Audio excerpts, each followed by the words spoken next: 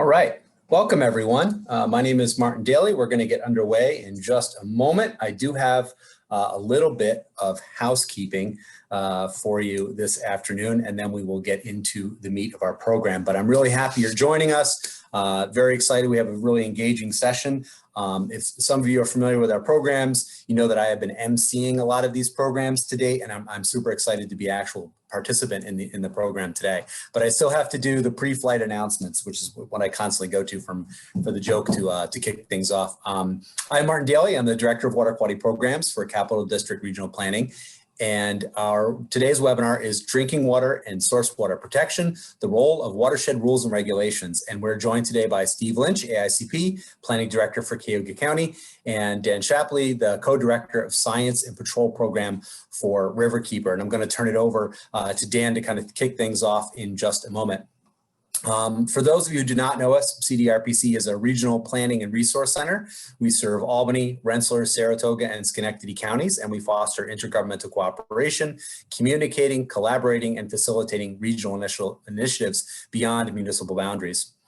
We work with partners to help them address regional issues.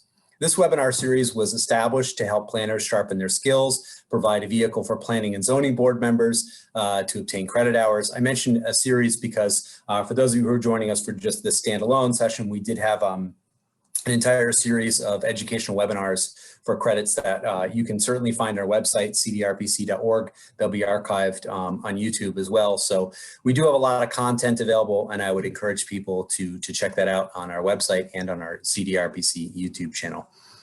Going back to it, Planning and Zoning Board of Appeals members are required by state statute to obtain 4 hours of training per year, and municipalities have a wide latitude in defining what training is acceptable for credit. And after each webinar that we provide in the series, including this one, each of our attendees will receive an email that can be submitted to your municipality for consideration of credit. So if you're a Planning and Zoning Board member and you're looking for your training hours, this webinar could certainly be solicited to your municipality for consideration of those training hours. So a great benefit for you. For those folks that are practicing AICP planners, like my colleague Steve, we have submitted this session for 1 hour of CM to the APA. So additionally, if you're looking for your AICP credits, this session has been logged for those credits as well. Now we have a lot of attendees, and they join with video and audio off for security purposes, but we have a large audience and we still want to engage in discussion. And so I would encourage folks, as we move forward through the presentation, please use that chat function or the Q&A function at the bottom of your screen to relay a question to our presenters. We will have folks moderating the chat, and they will relay those questions. I kind of function like a radio DJ when I'm doing mine, and I try to pick the best spot to jump in and ask a question of our presenters. And someone will be doing that for me. So certainly appreciate that, but feel free to engage us. This is a great presentation, but it's made better by you asking questions or for clarification or for additional resources that we may be able to provide. We will be archiving this presentation. For those of you who signed up from Eventbrite, it'll be put up on the Eventbrite page. We'll put a link to it on CDRPC's website as a PDF, and then it is being recorded, and we will certainly put that up on YouTube. And so folks that are viewing it and want to go back in and take a look later, they can certainly find it on CDRPC's YouTube channel a couple days after we post it and it's rendered. So today's session, Drinking Water and Source Water Protection, the Role of Watershed Rules and Regulations. Protecting public drinking water at its source is the most important aspects of the long-term health of a community. And yet many communities don't realize how many gaps there are in existing laws to protect us from degradation of our drinking water supplies. In recent years, several New York communities have suffered from harmful I can't say this word. I'm just going to say algae blooms, harmful algae blooms, toxic contamination, and other consequences of inadequately protected drinking water supplies with significant health and economic impacts. Watershed rules and regulations allow specific protections to be tailored to a water supply specific risks. And in many New York State communities, watershed rules and regulations date well back into the early 20th century and are inadequate for managing risks of modern development, land use activities, and further complicating water quality protection efforts. Many municipally owned drinking water supplies are located wholly outside the municipal boundaries of the resource owner, which makes administration and oversight of land use controls difficult, if not impossible. Updated watershed rules and regulations can fill existing regulatory gaps to better protect public water supplies and are one of the most important tools in developing a robust and effective drinking water source water protection program. We have partnered with Riverkeeper and Cayuga County Department of Planning and Economic Development to present this roundtable to you to discuss the methodology for updating a watershed protection plan or creating one, and then also how to move forward the legislative underpinning of source water protection in communities across New York State. So with that, I'm going to turn it over to Dan Shapley of Riverkeeper. And Dan, thank you for joining and certainly putting a lot of the efforts in motion to promote this webinar and make sure we have a really great audience for today's session. So I want to extend my appreciation for that. Well, the appreciation is mutual, Martin. Thank you very much. And I see we've just ticked over the 100 mark in our audience, which is awesome. I'm just going to share my screen. And all right. Give me a nod, Martin, that is showing as it should be. Great. So as Martin already introduced, we are here to talk about drinking water source protection and the role of watershed rules and regulations. This presenters, again, as you already heard, myself, Martin Daly, and Steve Lynch. I'll jump in.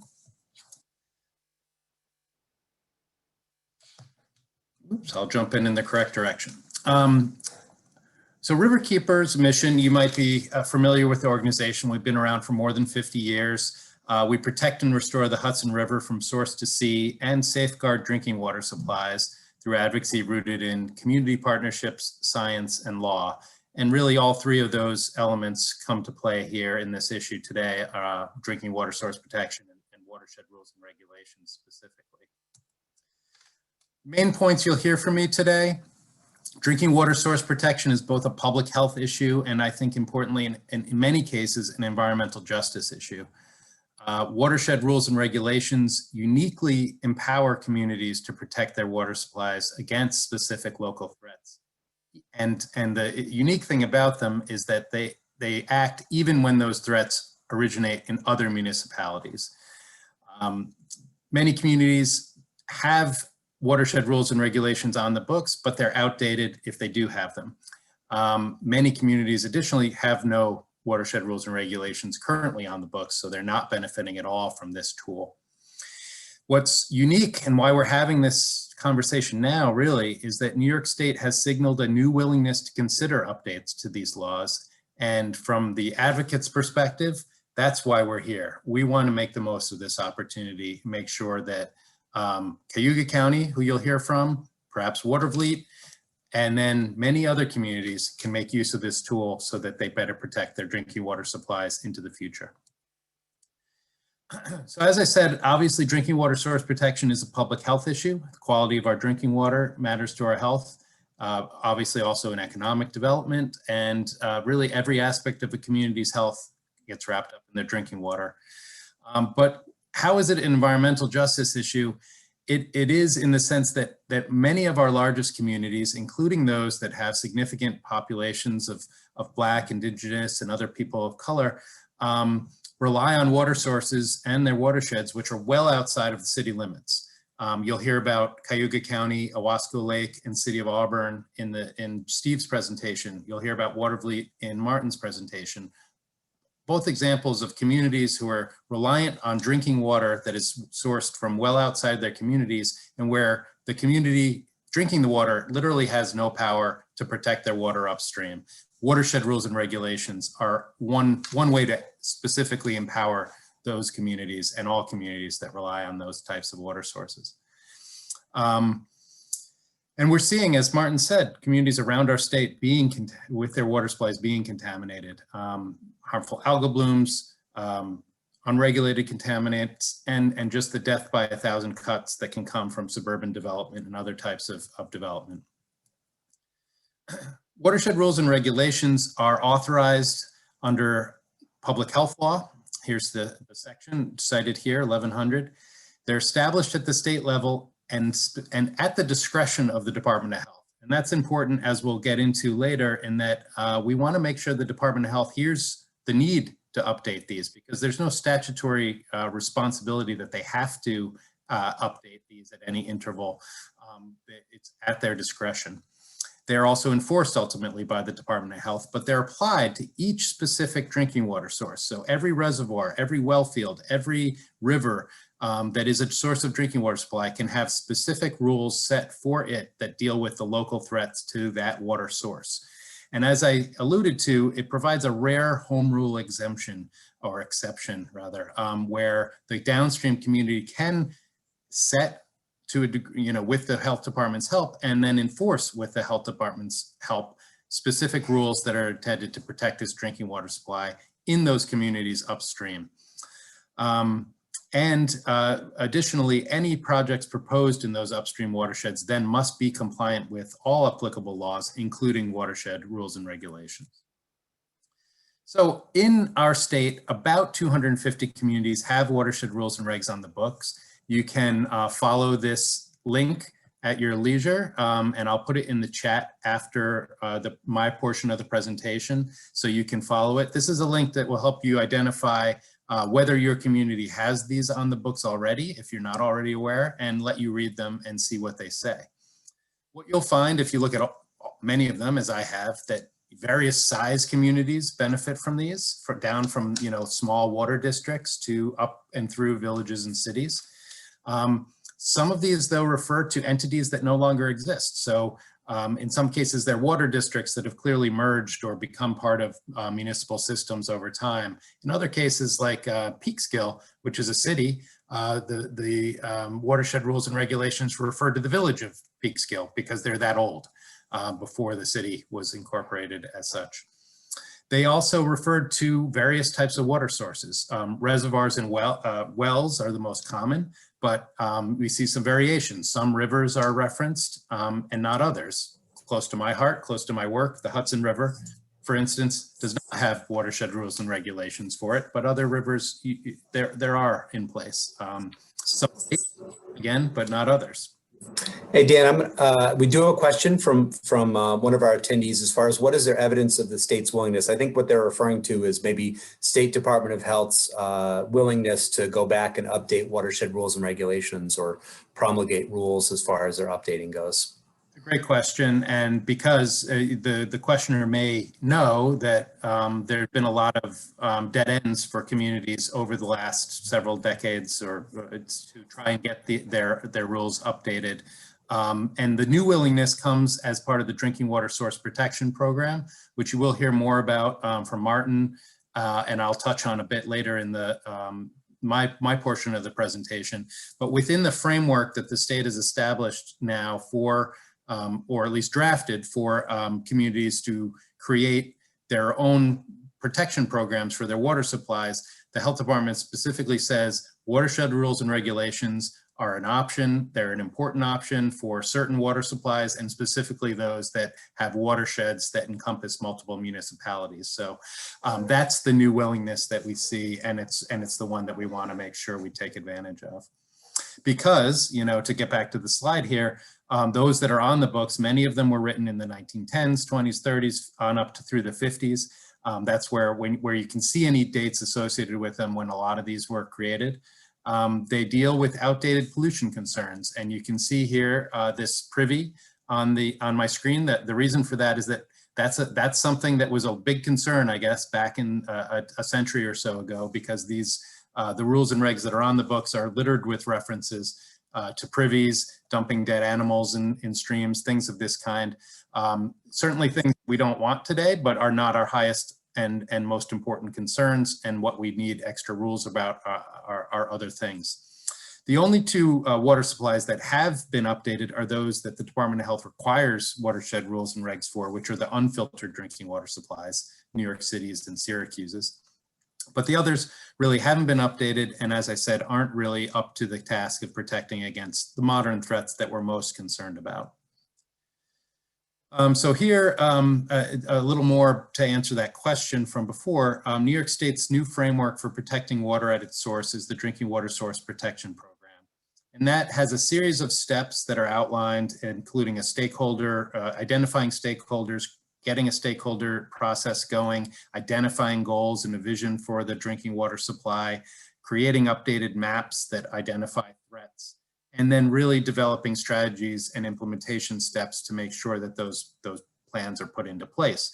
Among those strategies that are identified as important for, again, what in the health department's word, some water supplies, are watershed rules and regulations and the updates. And again, their language, especially in watersheds that fall within several municipalities, which is most times going to be your reservoirs, your rivers, your lakes.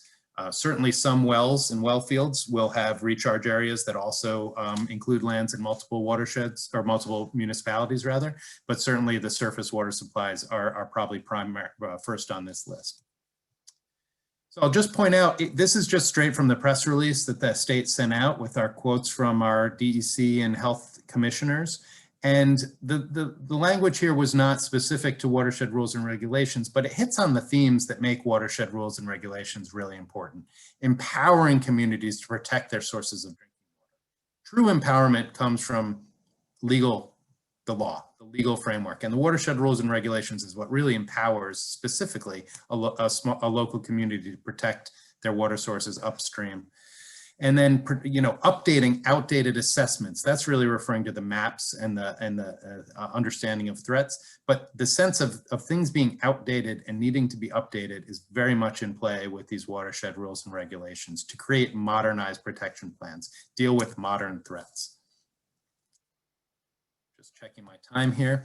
So what can you do? As you hear the other presentations, I hope you'll see examples of other communities that are going through this process, and you can learn from them. You can, as I said, look up your own code and see if you have watershed rules and regulations for your drinking water sources in your community. You can start to get a sense, are they up to date? Do they seem to deal with the threats you're aware of? I would guess they do not. You can support Cayuga County's effort to have its watershed rules and regulations considered and adopted in a timely way. You will hear from Steve Lynch, Cayuga County has had an extensive, robust stakeholder process. They have put together their rules. Those rules will better protect their drinking water source. Now it's on the health department to act on that request. Showing solidarity with the community who's going through this will help you to update your own rules and regs and help in this third bullet, make sure that the Department of Health acts on its discretionary authority in a responsible way and to establish a process that we can all anticipate to understand how can a community go through the process, what can they expect, and how can we make sure that we can expect a timely review. To that end, Riverkeeper has drafted a resolution that communities, local communities really at any level can choose to pass, and it expresses just that, support for Cayuga County and the need to have a clear process that you and other communities can then use to update your own rules and regs. So with that, if there are no more questions, this is my contact information. Martin, any other questions at this point? Not yet. I'm sure they'll start populating in when we talk about, you went to my first slide. I'm going to do the same thing when we get into the meat of the program. So certainly appreciate your assistance with moderating as we move forward. So with that, I'm going to get into my portion of the presentation. And here we go. I'm going to just turn my camera off because it's just distracting to see faces and look at the slides as well. So a little bit about regional planning councils. We're engaged on a statewide level. The map there before you shows many of the regional planning councils engaged in this type of work throughout the state. I do want to mention that many of our regional planning council sister and brother organizations are also engaged in these efforts. But we are kind of statutory limited to working into the counties that we are established. We talk about, preparing regional comprehensive plans and working on issues like watershed protection planning that encompasses across municipal boundaries, but being in a home rule state does complicate things. And regional planning councils are advisory in nature. We try to collect the best data that we can, provide it to communities and agencies and legislative bodies, and be able to say, this is data that ultimately it can be used to make informed decisions at the county or at the state, county, and municipal level. Here in the capital region, CDRPC was formed. I'm realizing this graphic now takes up some of the screen. We were formed in 1967, so we're 40 years young, and we're really engaged to collaborate and communicate and build regional capacity to address problems that extend beyond municipal borders. And watershed protection planning is a classic issue where a watershed encompasses land well outside the jurisdiction of the host municipality that owns the supply, and then even many of the municipalities that surround that drinking water supply. Our work is funded through the New York State DEC 604B program. That's a program where the state gets some money from the federal government and passes it through to regional planning commissions, and also will support some initiatives by private consultants who are working on the same program in a further rollout of these technical assistance programs. So taking a look at we call it the DWSP2, the Drinking Water Source Water Protection Program. Prioritize potential contaminant sources, identify protection methods, develop implementation timeline, designate a management team to move the recommendations into the phase of being adopted by a community, and then creating a revision schedule. The goal is not to simply create a plan and have it be on a shelf, but to actively work towards protecting a drinking water supply, and then coming back multiple times and saying, is our program working? If it's not effective, how can it be more effective? Are we achieving the goals, and what can be modified moving forward and able to make sure our plan is working? From a regional planning commission perspective, we're looking at the relationship between land use and water quality, the environmental features and functions within the watershed that influence water quality, current land use regulations within the watershed as they pertain to water quality, and then recommendations for protecting that water supply from further issues or degradation. So, whoops, I need to get my cursor on the screen. In many cases, we're looking at efforts to address invasive species that may have been introduced to the water supply, and working with partners to engage municipalities to purchase land around a reservoir with the aid of willing landowners, or come up with ways that we can strategically protect water quality by purchasing land, either taking it out of development, or in some cases be able to remove the threat of an industrial contaminant entering the water supply if not regulated. And there are several partners that can be looked to for that circumstance. I see we may have some questions in the chat, so I see Dan is responding to those individually. So I appreciate Dan. Thank you very much for doing that. And if you have a question, please punch in the chat, and Dan can certainly jump in and ask. So I wanted to bring up an example of a project we're specifically working on. We did a watershed protection plan for the city of Watervliet several years ago, and we're looking at, this is the first community we've been working through the DWSP2 program, and we're essentially doing an update of that program. Certainly there are more modern mapping techniques. Development has certainly changed the landscape around the reservoir, and there are no new tools in the toolbox with which to engage communities. The plan that we were working on previously, for example, was so dated that Guilderland, surrounding municipalities like Rotterdam, didn't have speedies permit coverage for their municipal stormwater programs. So we would consider their efforts to manage their stormwater through their permitted programs and do erosion and sediment controls, big wins for those communities in protecting their drinking water supply, and certainly has helped keep this drinking water supply in great shape. We still recognize that there are still efforts that are needed given the level of nutrient loading and invasives, and we'll talk a little bit about that. But these are some of the facts about this particular drinking water supply to get folks familiar with it.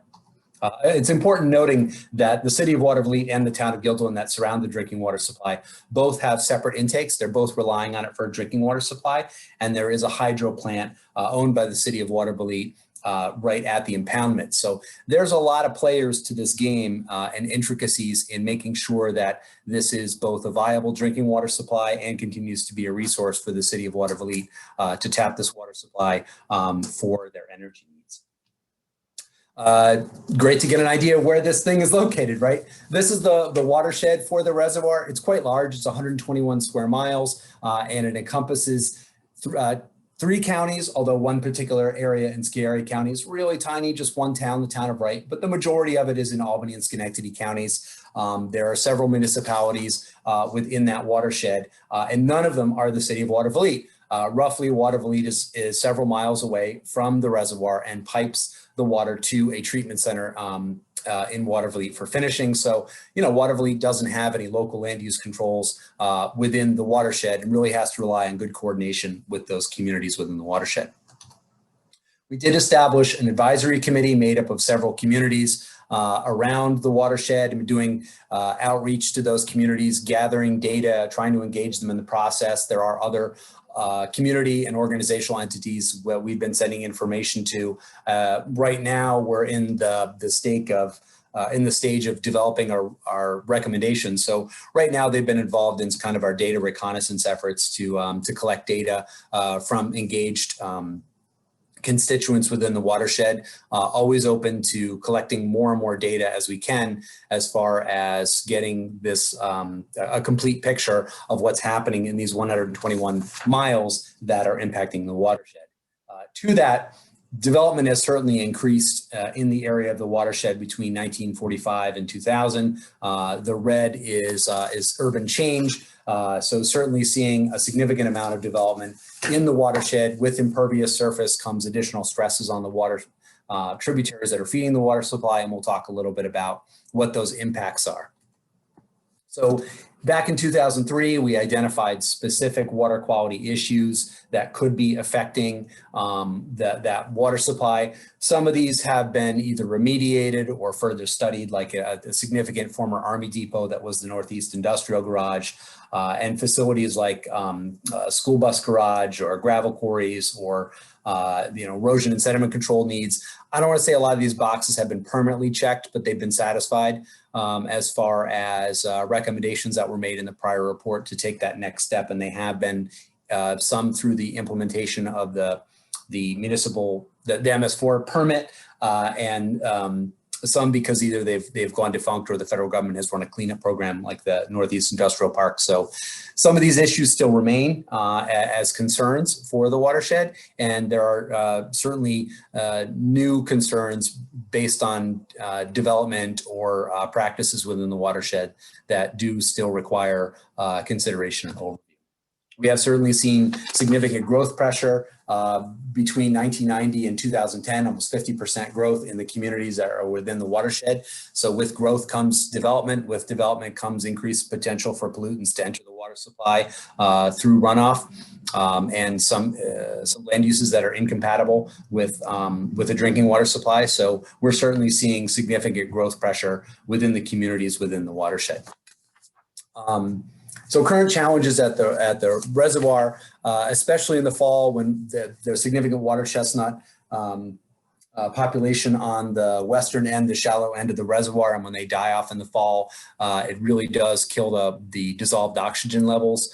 Turbidity level is high, although that's more related to environmental constraints than what we're seeing happen from the tributary. The town of Gilgland is interested in seeing recreational opportunities expanded, and that needs to be carefully coordinated with the reservoir's owner, because they certainly have concerns over invasives and littering, things like that. We do have 2 privately owned golf courses that have closed adjacent to the reservoir, and there's continued conversations about what the future is for those land uses. There's certainly intense development pressure that I've communicated.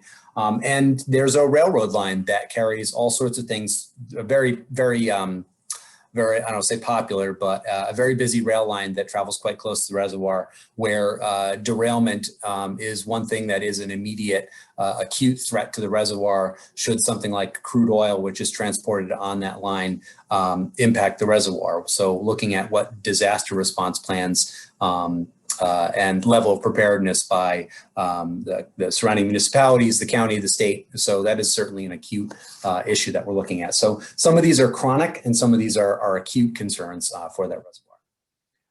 I won't spend too much time on it, and I apologize for how small these are, but I did want to provide a cross-section of the type of mapping that CDRPC has been engaged in, looking at land cover changes where permitted facilities are located, what a build out may look like as far as land use within the watershed, and looking at zoning around the watershed and what potential land uses have been developed. Looking at New York State DEC regulated sites as potential places for contaminants of concern to enter the water supply through wells or mining, former landfills, remediation. So getting a good picture of some of the more acute issues that could be affecting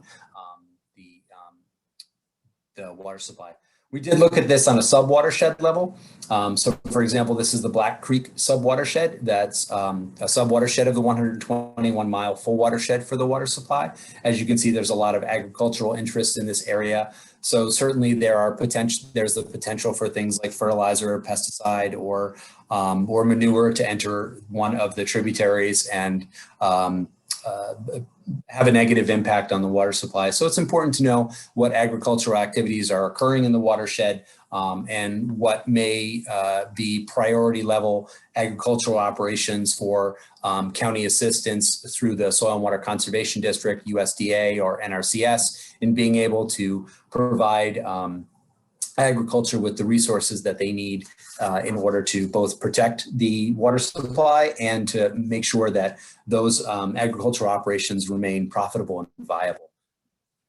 Certainly looking at the change, it didn't translate well into Google Drive, but certainly looking at the urban change within the watershed, where development is occurring in the watershed is important from a perspective of looking at that urban change and the land use characteristics that are informing potential changes in the watershed. Say I wrote hunger kill, but the actual terminology for that is the Normanskill sub-watershed. Hunger kill's further south. We have a lot of great data that was collected by the city of Watervliet. They have one of the most robust data collection programs in the region, where they sample at several tributary sites that are feeding the reservoir, as seen here on the screen. So they collect a lot of really fantastic data to give them a good reconnaissance on what types of impacts their reservoir may be seeing from several of the tributaries that are feeding this reservoir. Very few communities have anything beyond their standard once a year water quality report that they're submitting to the state and sharing on their municipal website from a range of potential contaminants that go beyond this. For example, looking at things like mercury and arsenic and things. But here, these criteria tested give us a very good window as to what's happening in the tributaries that are feeding the reservoir. And this is the data that we have synthesized to be able to communicate from a historic perspective. And it goes back to 1987. So you're not just looking at snapshots, you can actually see trends. So oxygen saturation has fallen. The city did install some circulators to help that, but that die-off of the water chestnut is really impacting oxygen levels. Phosphate has risen sharply, turbidity has increased sharply. I know it's very text heavy, but really to communicate the fact that temperatures have risen within not just the Black Creek, but in several of the tributaries. pH has gone up. Phosphate has remained high, but stable. In the Normanskill, pH has been steady, but high. We've seen chlorides increase sharply. Phosphate has remained stable and high, and turbidity has increased. And when we start to look at these indicators, it does tie back to what types of land use could be affecting or negatively impacting these tributaries. So, for example, chlorides, a source from salt operations, could mean that additional protection efforts are needed in road salt applications or covering salt storage piles. But in this area of the Normanskill, there's a significant amount of development, and that has occurred increasingly from 1990 to 2010. We've seen a sharp increase in developed sites in that area. So it's a line between what's happening on the landscape, increased development pressure, and then that's leading to more impervious surface, and that could be leading to higher levels of chlorides within the watershed. So really drawing a connection between land use and what sorts of stresses are impacting the reservoir. Bosenkill pH has been rising. Hey, Martin. Yeah. There's first of all, time check. It's 1:35, yeah. So you might want to through some of your later slides. But there's one question about water testing here. Is the water tested for glyphosate, which I believe is Roundup pesticide? No, it is not. Not these tributary tests. But that's a good thing to take into consideration, whether that is a possibility to include into the mix. But thank you. So I do want to summarize what's happening on the water body.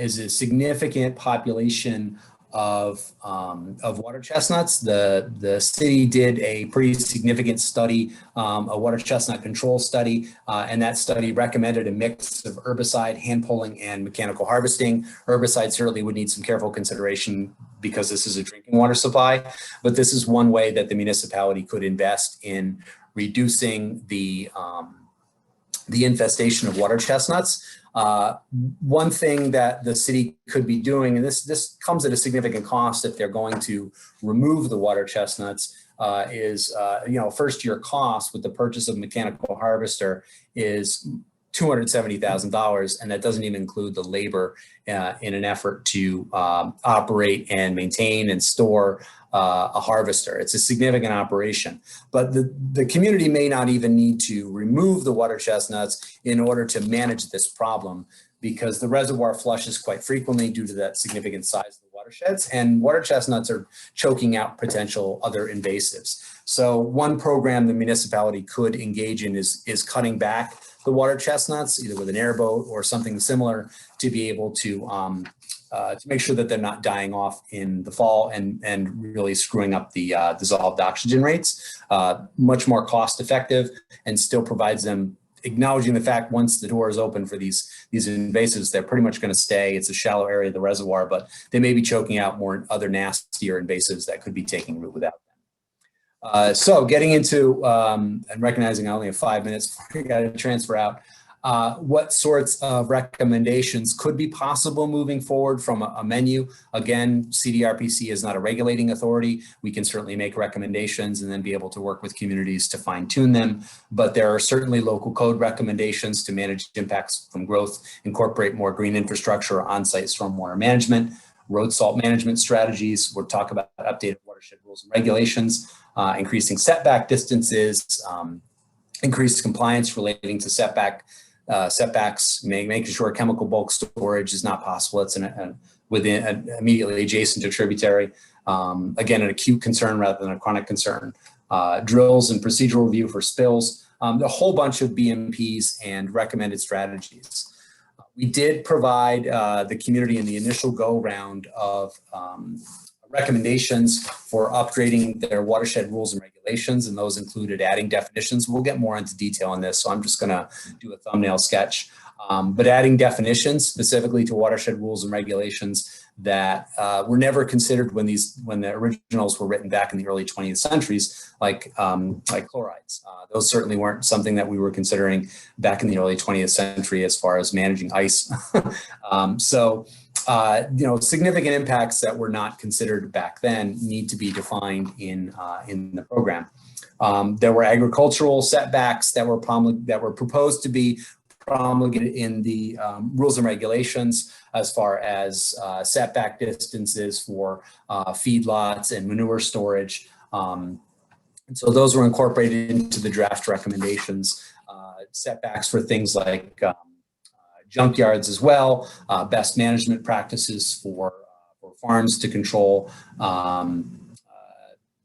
non-point source pollution. And then, so what are our next steps? Certainly we have these watershed rules and regulations. They've been drafted. They really didn't go anywhere. So it's an opportunity to reintroduce those and discuss them at length again. but we need to continue to reach out to stakeholders in those larger municipalities that are bordering the watershed. Additional research, outreach to our agricultural partners to make sure our goals and recommendations are compatible with the agricultural plans and operations of those important industries in the region. Looking at doing code audits for the municipalities to increase their likelihood of adoption of on-site stormwater management or mitigation measures to protect water quality, finalize maps and potential contaminations, and then ultimately fold our draft recommendations into a final report. So as I mentioned, this is still underway. We don't have a set of final recommendations yet, but we're working through the process. We have a lot of great data that's feeding and informing the program, and we hope to continue to remain engaged with our stakeholders as we move through this process. So a lot of ground to cover. I appreciate the opportunity to share this material with you. I am finishing my screen share, so Steve, you'll have the opportunity to take over from here. I think my job was to talk about, why watershed rules and protections can play a role in protecting the drinking water supply, what we're seeing on the ground. And so I'm enthusiastic to see Steve's presentation about the process of developing the watershed rules and regulations and the success they've had as far as outreach on those. And just to address, there were a couple of questions that came in during during Martin's portion of the talk, but they were kind of big picture or pointing to questions that I think Steve might address. And specifically, just to keep in mind, Steve, this is one of the questions that came in, is essentially, how can communities effectively establish strategies for rules and regs to deal with harmful algal blooms and be confident that those rules and regs won't be overly restrictive and will in fact address the root causes of the problem? So I think that is something that you worked quite a bit to address in your process, and I'm sure we'll touch on in your talk. So with that, turn it over to Steve. Well, thank you very much. Appreciate the presentation so far, and I'll move off this first screen. For those of you that are in the Capital District or somewhere else in the state, this is an introduction to Cayuga County, and we have a lot of water and we have concentrated agriculture. This is where we're located in New York State. You can see we go from the top of Lake Ontario, or to the bottom of Lake Ontario at the top of the county, all the way down to the border with Tompkins County. And you could see on the left side, the little inset, Owasco Lake is in the middle, which is the drinking water we're going to be speaking about today.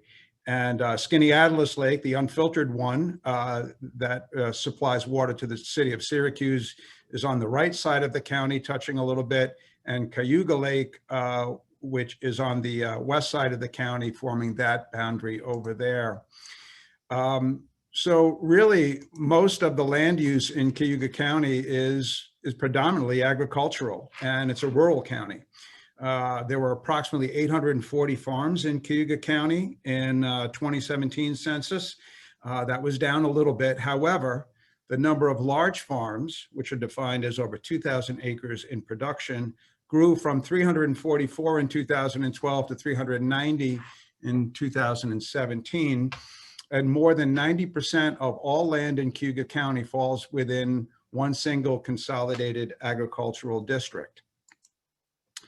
Water is a very dominant feature, as you saw from that inset. All the lakes that we have, there's a critical intersection of water and land. Lake Ontario is on the northern shore. We have the other lakes that I just mentioned. The county has about 170 square miles of freshwater resources. That's about 20% of our land area. And the big push is that the challenge of this dynamic between water and land use is what has left us been the driving force to push the update of the Watershed Rules and Regulations. Here's a picture of the watershed, and if you can see my arrow on the screen, this red line here is the Cayuga County line right here. So a little bit of the watershed is down here in Tompkins County, There's this very small piece up here in Onondaga County, but most of the watershed is in Cayuga County. It's over 205 square miles. Obviously, the agriculture is here. It's mostly dairy and crop. The primary nutrient sources come from non-point source pollution, so scattered sources of nutrients and sediment loading and such to the lake is really the concern. The primary water course is the Owasco Inlet, a river that comes right up through here into the bottom of the lake. And the most important point is it serves as the drinking water source for 45,000 county residents. That's more than half of Cayuga County. So in 2017 and 16 and thereafter, harmful blue-green algal blooms and microcystin toxins started impacting our primary water supply. These photographs are literally taken from the shores of Owasco Lake during blue-green algae growth. So I don't think I'll spend a lot of time on this slide. I think we've already covered the general strengths of watershed rules and regulations. But I would look at the weaknesses of the 1984 watershed rules and regulations for us. The maps were developed in the 1960s. The streams and the tributaries and the water sources leading into the lake needed to be updated. The language in the 1984 watershed rules and regulations, 35 years old or so, have contradictory clauses. They're not, there's not good definition. So it confused rather than clarified what the provisions were. And when it came to enforcement, it was difficult to enforce. Current regulations did not include protections against erosion, sediment, and runoff associated with construction sites under 1 acre. And current regulations did not require sufficient buffers alongside watershed tributaries and roadside ditches that obviously carry sediment and pollutants into Owasco Lake. So the focus area for our effort was agriculture, fertilizer, pesticides, manure management, soil erosion, sewage disposal and septic systems, solid waste and hazardous materials.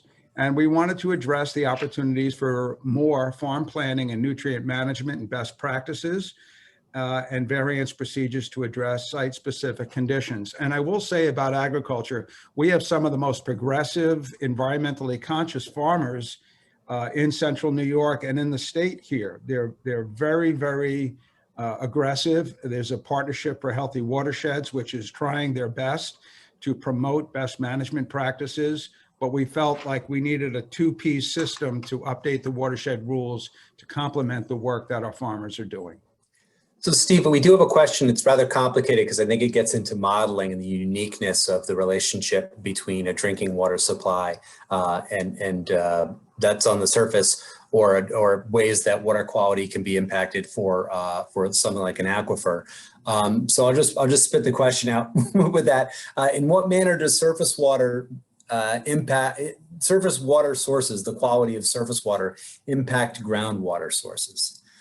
It's a complex question, but yes, I obviously from those sources into local people's wells and things like that. A number of our towns and villages, even those that are in the watershed, do have some of their own well systems that are on well water.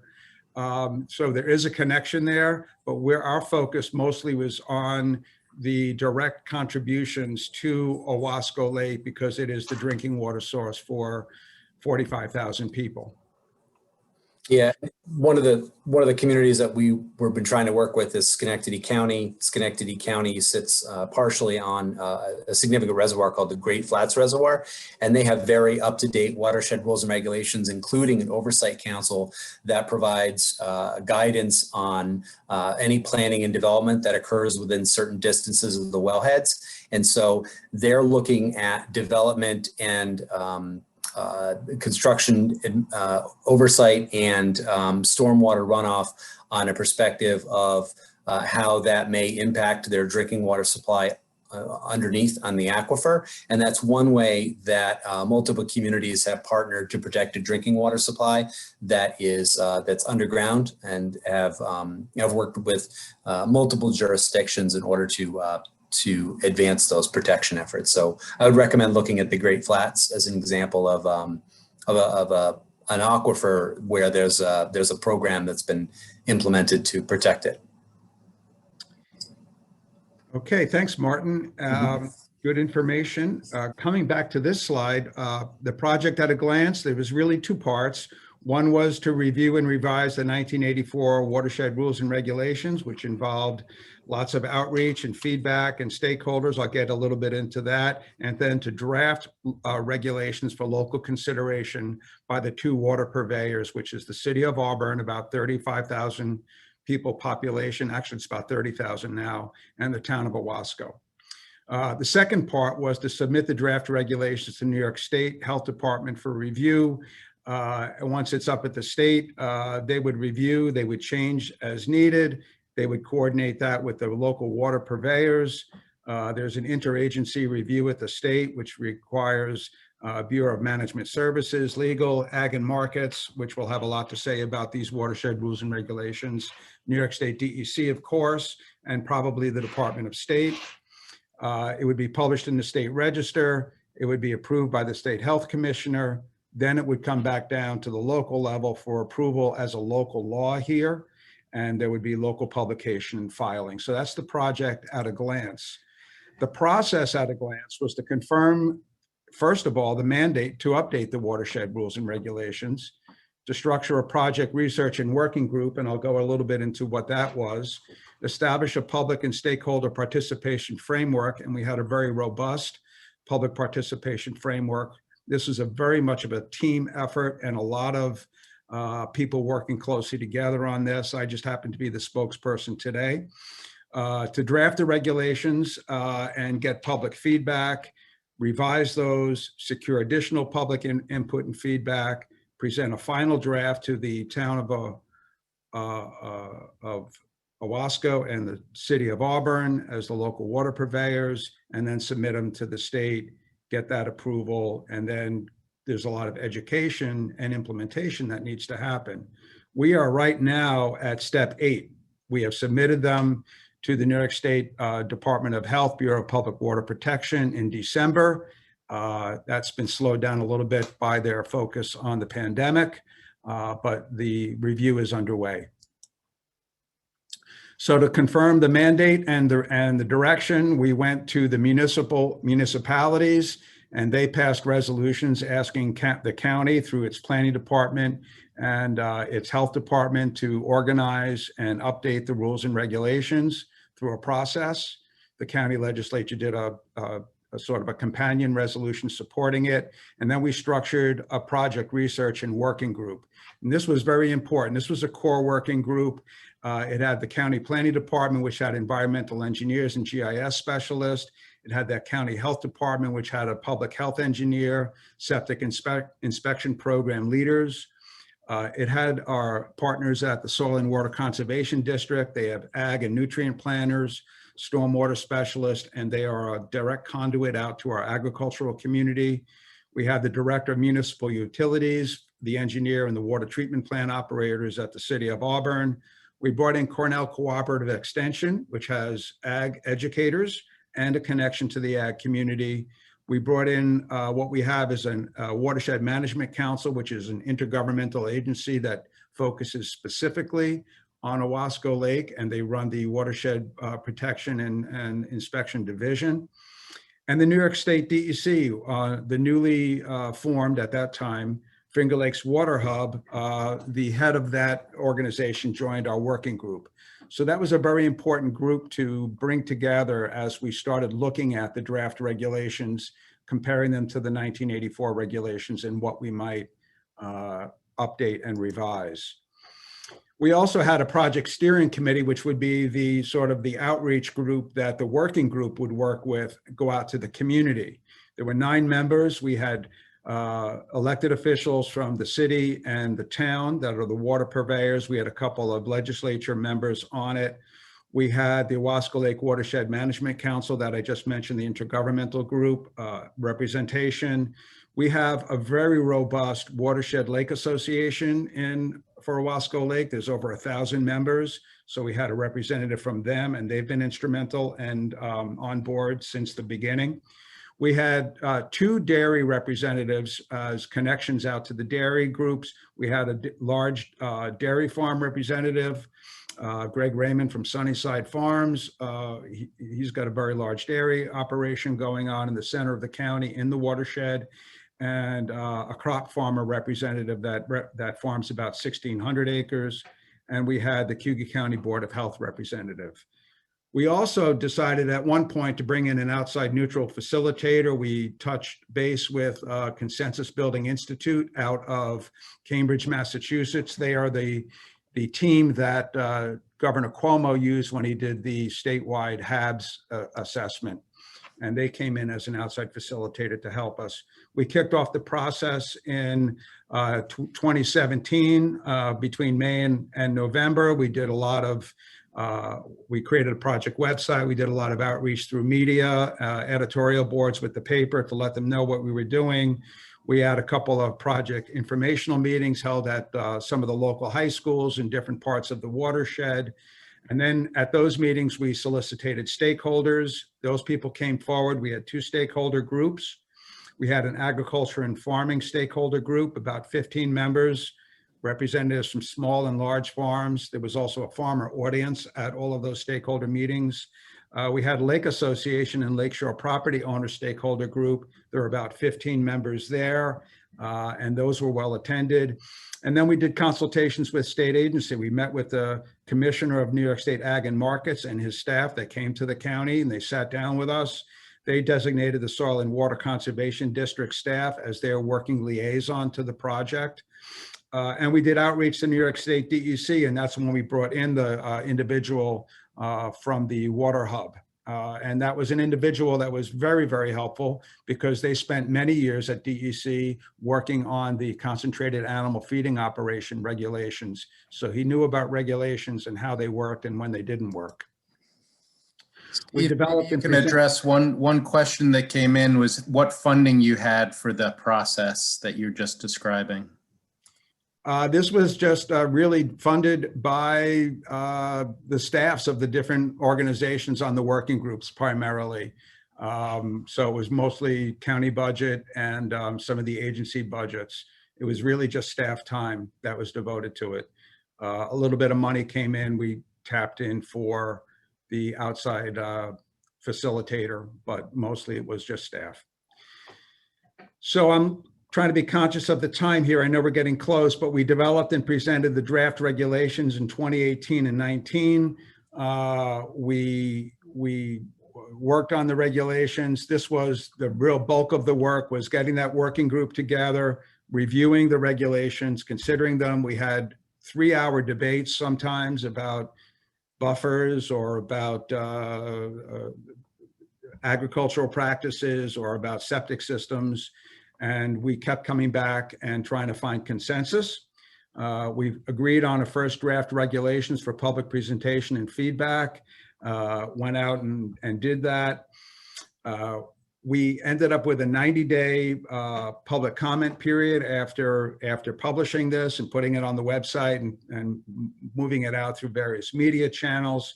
We received 37 pages of public comments, and we took quite a long time, mostly with planning staff and health department staff to review and prepare a whole document that included the comments, categorized them, and answered them to the best of our ability. We developed final regulations and we brought them to the steering committee for approval in March of 2020. I remember the public health director, who was a member of the steering committee, couldn't come to that meeting when we voted on it because the pandemic was coming. And about a week later, everybody was working remotely and we really couldn't have the public meetings that we wanted to. So we ended up waiting quite a while to transmit it to the city of Auburn and the town of Owasco for public release and presented it to them. The regulations themselves, Let me suffice it to say that we try to be proactive and preventative versus reactive. Regulations focus on preventing water quality impacts, not fixing the damage after it's done. Some of the regulations mirror and support federal regulations that are already in place, but if those are not going to get enforced and you have them in your rules and regulations, you can enforce them locally. We have notifications in there. They're not approvals. If somebody's going to do something, there's a required notification just so that the watershed inspectors know what's going on. And very importantly, we incorporated a variance mechanism.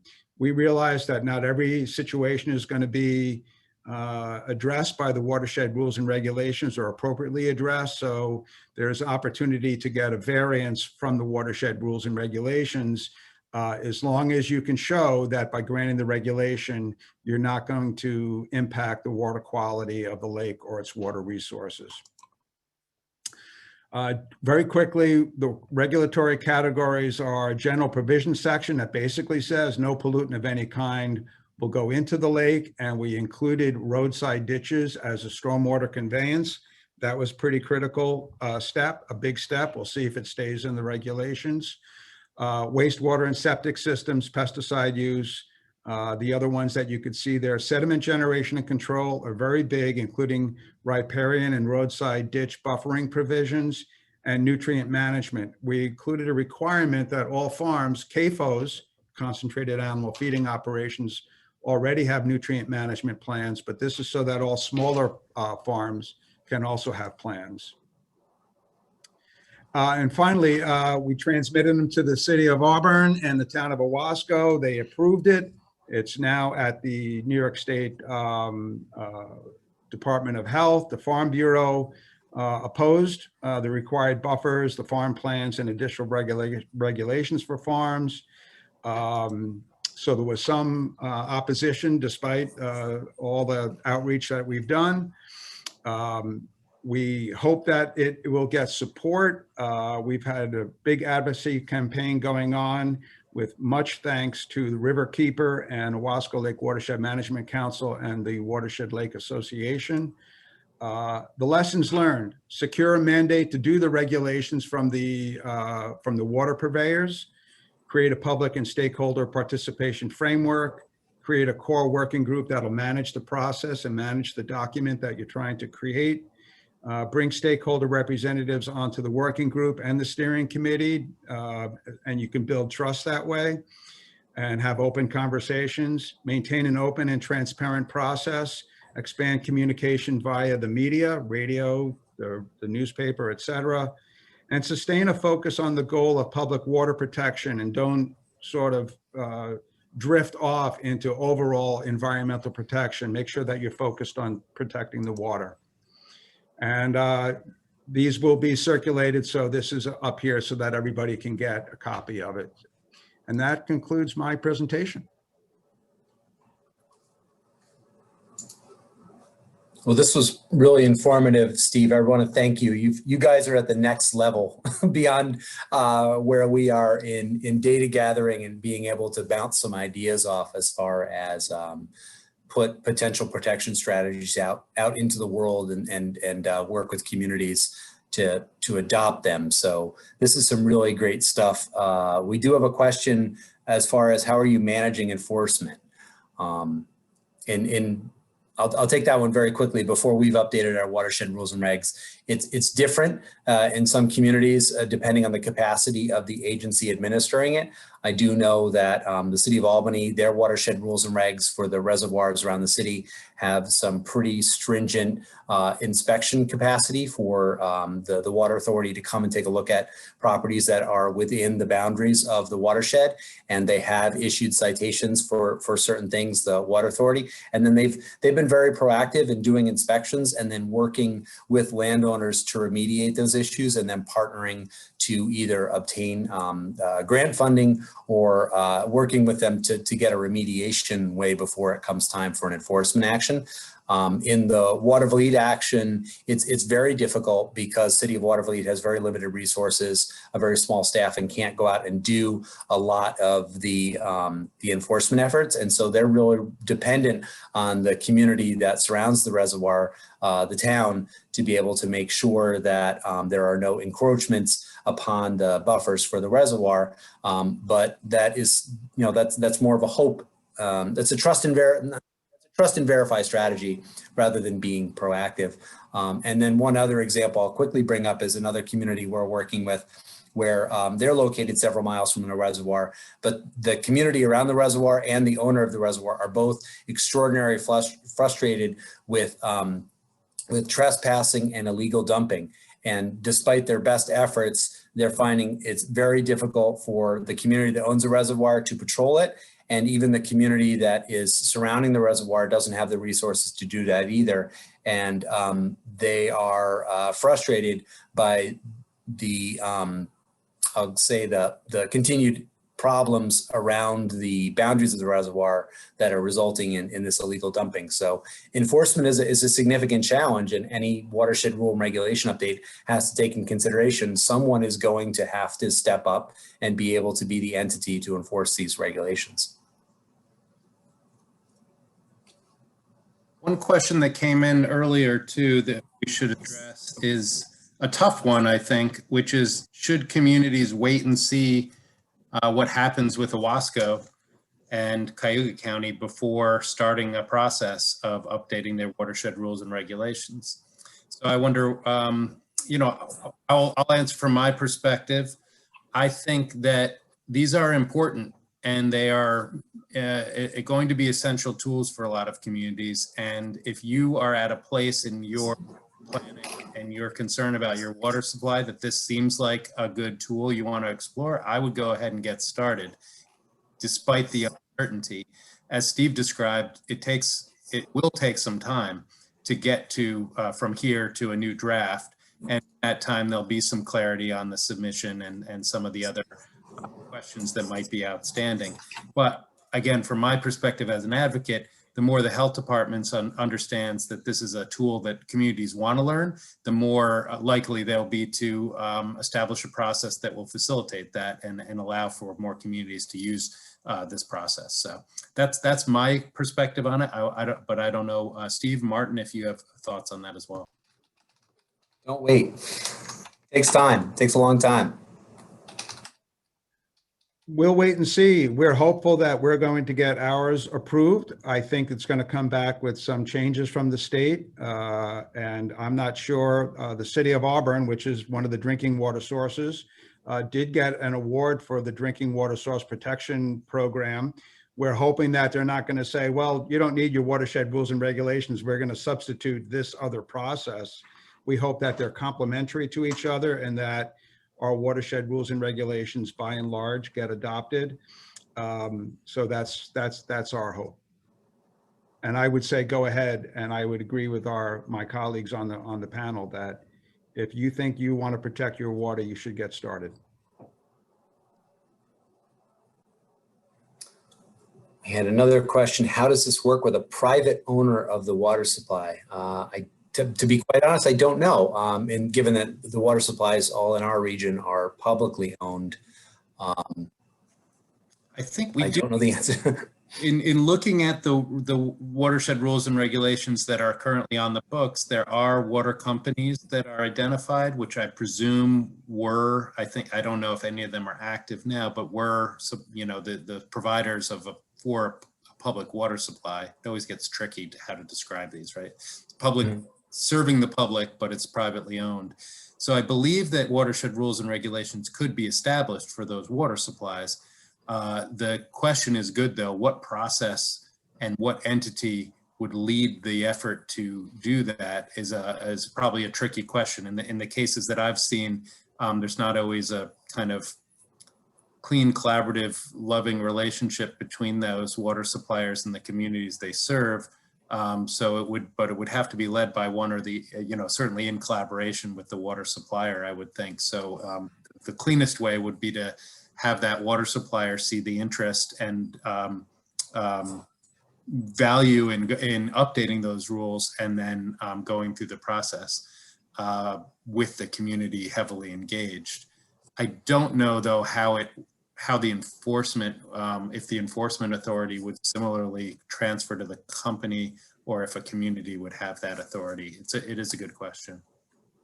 Yeah, I mean, the tributaries that are feeding the water supply can certainly be subject to watershed rules and regulations that are meant to protect those influences on the water supply. And the community, even if they're not updating their watershed rules and regulations, they have the authority to establish things like setbacks from tributaries, from wetlands, and do natural resource and public health protection and economic development protection, certainly, from those initiatives that may not tie directly into the drinking water supply itself, from establishing buffers around intakes and that side of things, but still have an ancillary benefit to the water supply from decreasing encroachments or protecting tributaries to those water supplies. For small municipalities, there are resources throughout the state. There's the, oh my God, I'm blanking out on the name that I'm thinking about. The New York Rural Water, oh man, somebody help me out. Oh, New York Rural Water Association. Yes, thank you. Steve, and they have, it's another Steve who does a lot of great work. Steve Winkley, I think. Steve Winkley, yeah. He's been doing source water protection plans for small communities for a number of years. Mm-hmm.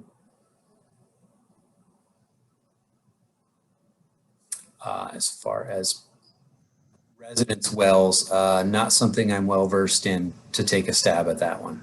I'm sorry.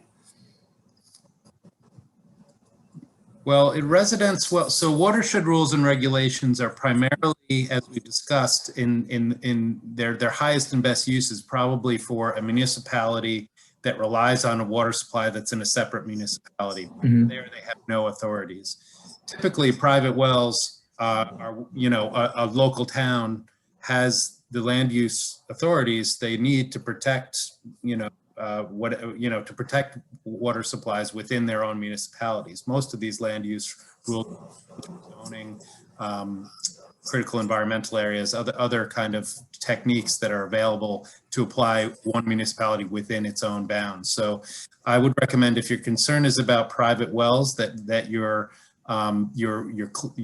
quicker path, not easier necessarily, is to work within a municipality and the government there to think about local land use zoning and comprehensive planning, things like that can better protect all water supplies within the municipal boundary.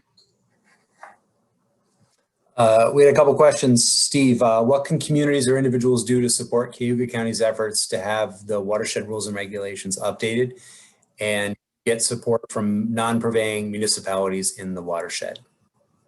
Thanks, Martin.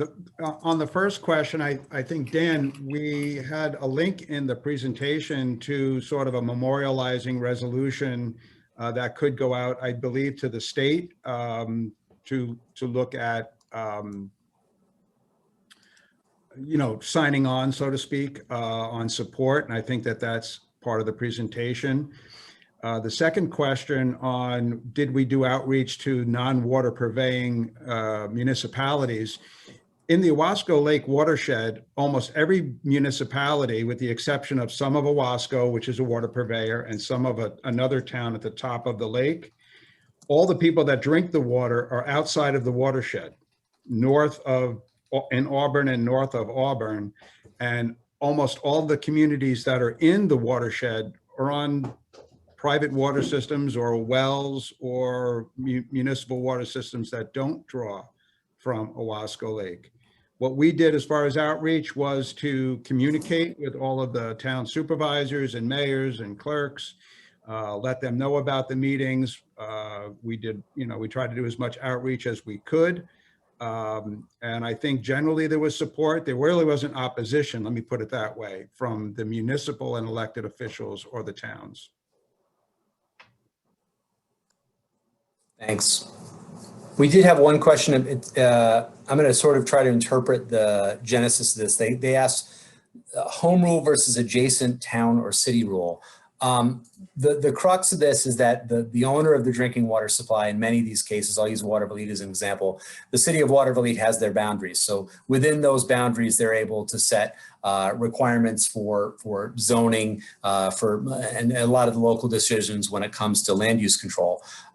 Watershed rules and regulations can be an overlay on land that is not within the municipal borders, but generally speaking, the city of Watervliet has no authority to be able to influence, let's say the community surrounding the reservoir, in this case, the town of Gizzland. Town of Gizzland has the complete authority on land use decisions. So when a project goes before the planning board, or the town is undergoing rezoning, or those sorts of processes, the town's council and the planning board ultimately have the power in order to inform and enforce land use decisions that they are making. And that leaves the city of Watervliet so-called outside the loop in being able to have a role to play in land use decisions. And that's why we talk about the difficulty in home rule is municipalities at the end of the day make their own land use decisions based upon their comprehensive plan and their zoning. And if the drinking water supply is owned by a municipality outside those boundaries, they don't really have a significant role to play in the administration of land use decisions or the enforcement. So I think that might be what that question was.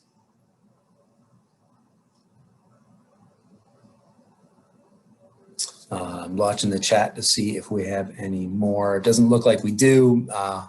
So hopefully we've gotten a chance to get to your questions. I do know we're over time, but I would encourage folks to reach out for us. It seems like we very neatly represent a wide swath of the state. We didn't plan it that way, but Dan, you're well rooted in the Hudson Valley. I'm here in the Capital District.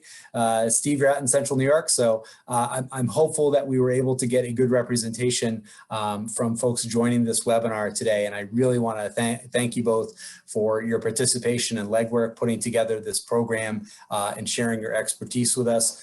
For those of you who are with us for the whole series, I want to thank you for joining us. This concludes CDRPC's webinar series. We will archive those materials on the website.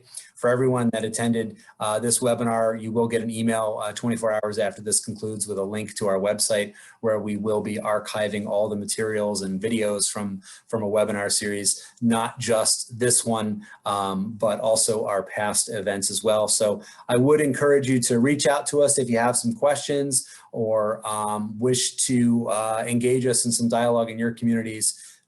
Certainly offer the ability for us to reach out on that note. And so Dan and Steve, do you have anything to add before I hit the big red end button? No, just to extend my thanks as well to the audience and to everyone involved in putting this together, and you two particularly. Thank you. Yeah. Well said. And if anybody out there has any questions that we could answer, please feel free to contact me. Great. Thanks, everybody. It is about to thunderstorm here, so I'm going to shut it down. You never know if I'm going to lose power. So thank you very much, everybody. Enjoy your afternoons. Bye-bye.